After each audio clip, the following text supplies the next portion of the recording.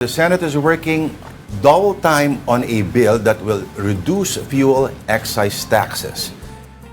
Let's bring in Mobile Journal, Merrimon Reyes. Tanungin natin, aabot ba Merrimon?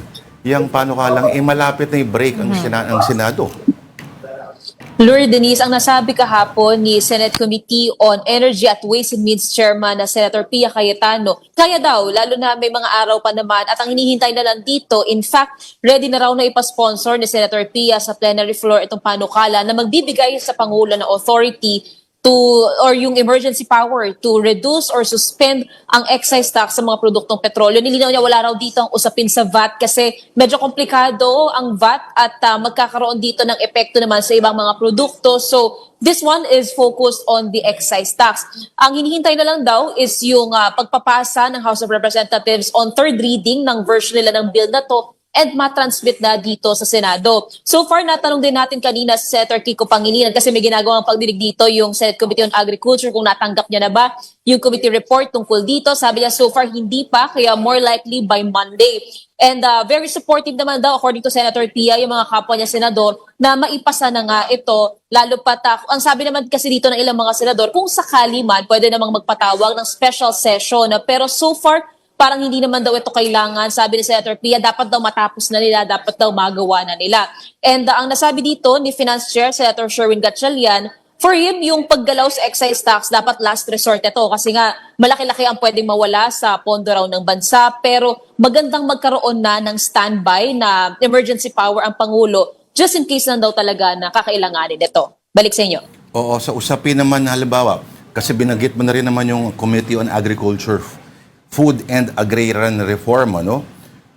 Dismayado daw itong si Senator Kiko Pangilinan kasi yung BIFAR daw ay hindi nakapag-submit ng ulat kung ano yung magiging rule, yung impact ng ruling ng Korte Suprema doon sa 15-kilometer municipal water zone.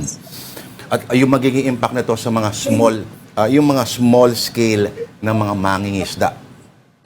Lord, ito kasi yung sa ilalim ng Philippine Fisheries Code na dapat daw pinoprotektahan nga ng gobyerno and ng mga otoridad. Ito yung 15 kilometers na zone sa municipal waters na dapat ay para lang sa mga maliliit na mangingisda. Well, unfortunately, according din sa BIFAR, sa taong 2025, lagpas sa 1,000 raw na kaso ng questionable or illegal na fishing activities sa iba't ibang rehiyon ng bansa ang kanilang natanggap. Sa mga ito, nasa 500 yung encroachment or pangihimasok ng commercial fishing vessels.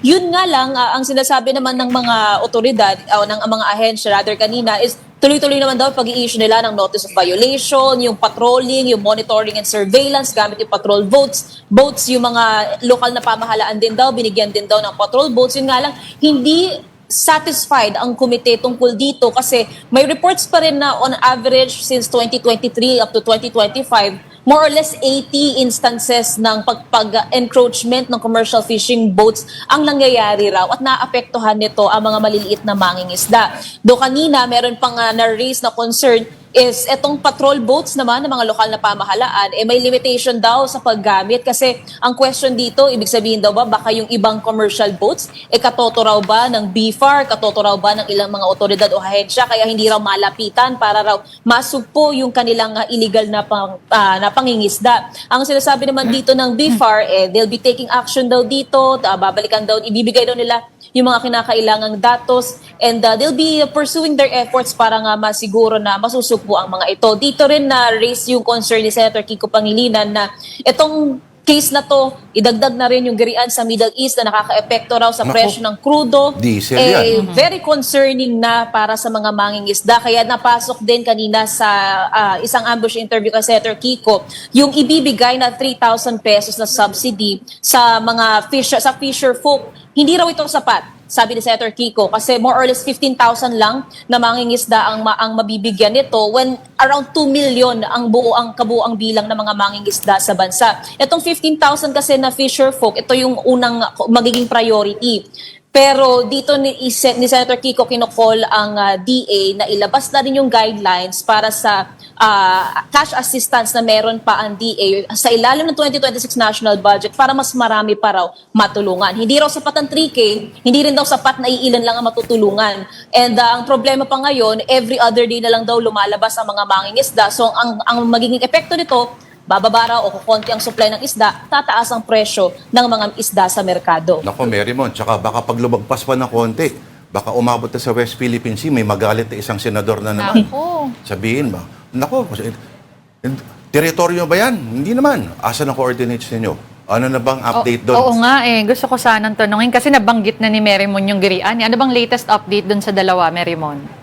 Well, so far, referred kasi sa Committee on Rules yung naging privilege speech ni Senate President Pro Tempore Ping Lacson, yung naging reaksyon hanggang sa closing statement ni Senator Rodante Marcoleta. Kahapon nakapanayam natin parehong senador. Ang nasabi naman ni Senator Marcoleta, ayaw niya raw malihis yung usapin na hinahanap daw ng taong bayan na nalamas daw yung pondo ng bansa.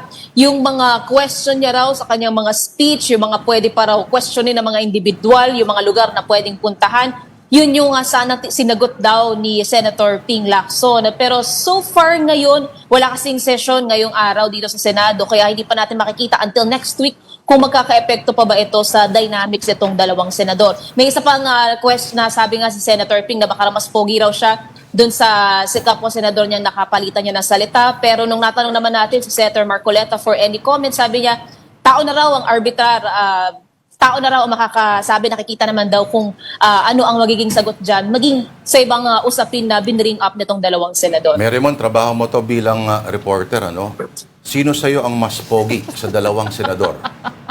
Nako, siguro pinaka-safest answer na lang, yung papa ko na lang, ang pinakagwapo sa lahat ng lalaki na kilala ko. Marunong tong batang to. Pero kung halimbawa, kung Kung kailangan talaga pumili. trabaho mo na talaga Oo, yung nakasalalay. kailangan mo mamili ng isa, halimbawa. Well, Lord, beauty lies in the eyes of the beholder. So para sa akin, ang kapugian nakabase ito sa prinsipyo at yung pinaglalaban na malinis at matapat ng isang tao. Grabe. Dapat sinabi mo na lang Lourdes de Vera, ikaw talaga Marymon. Pato de la Tama, Rosa ba yung kasama, binabanggit kasama. mo? Alam natin yan. Pero alam mong pikon si Ping Lacson nung yung sumasagot siya. Hindi na ako interesado sa sasabihin. Alam mo yung medyo kinakapos na siya ng breath. Nag-iiba na yung pitch. Ngayon ko lang siya narinig ng gano'n. Yung medyo nag-iba na yung pitch. Alam mo, Nagtimpi raw ng mahaba-habang panahon itong si Senator Ping na dapat hindi na raw siya sasagot. Tinanong niya pa si Majority Leader Senator Mig Zubiri kung papatulan niya pa ba. Nung last week, hindi na raw napagdesisyonan niya. Pero nitong Monday, nung nagsalita ulit si Senator Marcoleta, nabanggit na rin yung pangalan niya. Doon niya na raw nasabi na enough is enough. Kaya inabot daw sila ng hating gabi na bumuo nung kanyang speech na narinig natin nung Martes. Ayan. Alright, ika nga ng yung kinukot ni Senator Ping. Silence is truly golden. Parang hindi ganun, pero hindi ko na maalala eh. Okay, Marymon Reyes, pinapanood ka ng dalawang senador ngayon at tinitingnan nila ang iyong panghuhusga. Maraming salamat sa iyong report, ang ating Mojo, Marymon Reyes.